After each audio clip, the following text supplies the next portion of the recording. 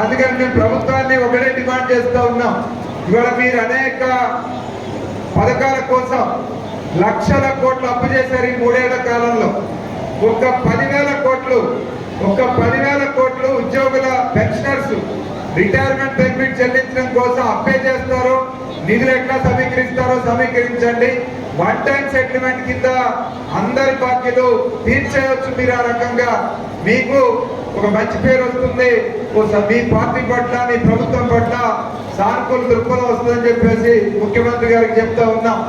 ఈరోజు దీంతో పాటు మరి విద్యారంగానికి సంబంధించి చూసినప్పుడు ఈరోజు ఉపాధ్యాయుల ప్రభుత్వ విద్యారంగాన్ని కాపాడుకోవాలంటే ప్రభుత్వ పాఠశాలల్ని అందంగా తీర్చిదిద్దుతాము, ఆకర్షణీయంగా ఏర్పాటు చేస్తామని చెప్పి దానికి తెలంగాణ పబ్లిక్ స్కూల్ అని పేరు పెడతామని అంటున్నారు.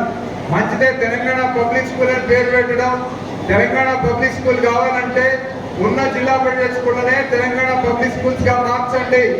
దాంట్లోనే 1వ తరగతి నుంచి 10వ తరగతి ఇంటర్మీడియట్ దాకా కూడా పెట్టండి, ఇబ్బంది లేదు. కానీ వాళ్ళ ఇప్పుడున్న స్కూళ్ళు 26,000 పాఠశాలలు ఉంటే వాటన్నిటినీ మూసేసి కేవలం 2,000 పాఠశాలలు మార్చేసి 2,000 పాఠశాలలు మాత్రమే ఈరోజు అంటే 1,500 నుంచి 2,000 మంది పిల్లలు ఉంటేనే బడి అంటున్నారు. ఇవి ఇప్పుడు బార్పేట స్కూల్లో 750 మంది పిల్లలు ఉన్నారు, అది బడి కాదా? 30 మంది టీచర్లు ఉన్నారు, కష్టపడి చదువు చెప్తా ఉన్నారు. ఇట్లాంటి బడి ఎందుకు మూసేయాలని మేము అడుగుతా ఉన్నాం. ఇవాళ మీరు ఇంటిగ్రేటెడ్ స్కూల్స్ అని, young India integrated residential schools అని 200 కోట్ల రూపాయలు ఖర్చు పెట్టి 5 ఎకరాల స్థలంలో పెద్ద పెద్ద బిల్డింగ్లు కట్టిస్తూ ఉన్నారు రెసిడెన్షియల్ స్కూల్స్.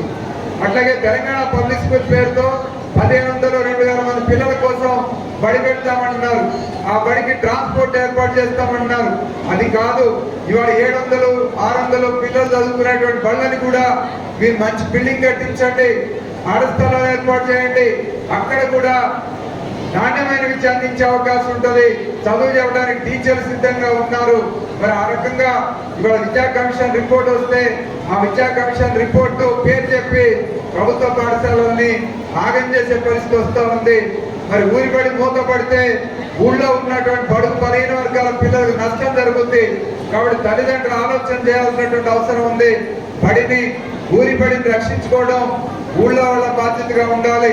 మన పిల్లలు చదవట్లేదు కదా, మనకెందుకు ఆ బడితో సంబంధం ఏముంది అని అనుకుంటే రేపు పొద్దుట కార్పొరేట్ ప్రైవేట్ స్కూళ్ళలో ఫీజులు భరించలేక వెనక్కి తిరిగి చూసుకుంటే మన ఊళ్ళో బడి ఉండదు అనేటువంటి విషయాన్ని గమనంలోకి తీసుకోవాలని చెప్పేసి కోరుతూ, మరి ఈరోజు సుదీర్ఘంగా ఉపాధ్యాయ వృత్తిలో ఉండి ఉపాధ్యాయ ప్రభుత్వ విద్యారంగాన్ని కాపాడుకోవాలని కృషి చేసిన వాడు శివరాములు గారు.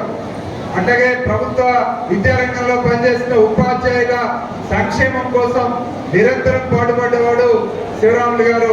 మరి ఆయన రిటైర్ అయిన తర్వాత కూడా ఉద్యోగం ఉన్న తర్వాత జీవితాన్ని, మిగిలిపోయిన జీవితాల్లో కొంత కుటుంబానికి కేటాయించిన కొంతైనా ఫ్రీ సమయాన్ని ఇవాళ పెన్షనర్స్ ఉద్యమంలో భాగస్వామి కావాల్సినటువంటి అవసరం ఉంది. ఎందుకంటే ఈరోజు ఉపాధ్యాయులుగా ఉద్యమాలు చేస్తూ ఉన్నాం. మా పిఆర్సీ కోసం, మా పెండింగ్ బిల్స్ కోసం, మా డిఏల కోసం, లేకపోతే ఈ ప్రభుత్వ విద్యారంగం కాపాడబడాలని ఉద్యమాలు చేస్తూ ఉన్నాం. అట్లాగే పెన్షనర్స్ కూడా ఇవాళ పెన్షన్ కోసం, వాళ్ళ పెన్షన్ కోసం లేకపోతే హెల్త్ కార్డుల కోసం ఇవాళ పోరాటం చేస్తున్నటువంటి పరిస్థితి ఉంది. కాబట్టి రాబోయే రోజుల్లో Telangana all pensioners and retired persons association డాప్రాకి బాధ్యతగా ఇక్కడ ఎలాగో కృష్ణయ్య గారు ఉన్నారు, బాబునాథ్ జనరల్ సెక్రటరీగా ఉన్నాడు. అట్లా ఇక్కడ నారాయణపేట జిల్లాలో కూడా శివరాములు గారు ఎలాగో ఉద్యమంలో పనిచేసినటువంటి అనుభవం ఉంది కనుక ఆ ఉద్యమ అనుభవంతో రాబోయే రోజుల్లో పెన్షనర్స్ ఇక్కడ ఆర్గనైజ్ చేయాలని చెప్పేసి కోరుతూ అందులో కీలక పాత్ర పోషించాలని చెప్పి ఆశిస్తూ, మరి ఈరోజు ఈ సన్మాన కార్యక్రమానికి తప్పనిసరిగా రావాలని చెప్పేసి 4 రోజుల ముందే చెప్పి ఆ రకంగా మరి ఆహ్వానించినందుకు